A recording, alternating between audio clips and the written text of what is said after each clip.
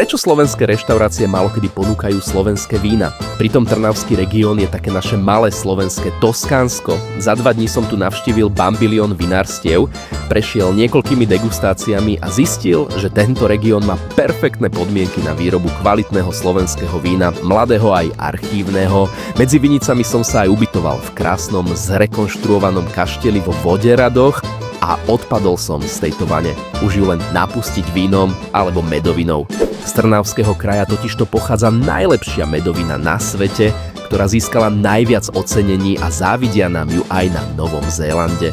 Mimochodom, sem chodil Beethoven učiť miestne grófky hrať na klavíri a jesť s nimi cukrovinky.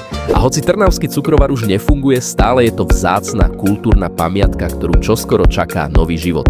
Zastavte sa v Trnave na vianočných trhoch, ktoré tu budú do 22. decembra a pri najbližšej návšteve reštaurácie si nechajte odporučiť slovenské víno. Pomôžete tak miestnym vinárom, aby si naďalej žili svoj toskánsky sen v regióne Trnava.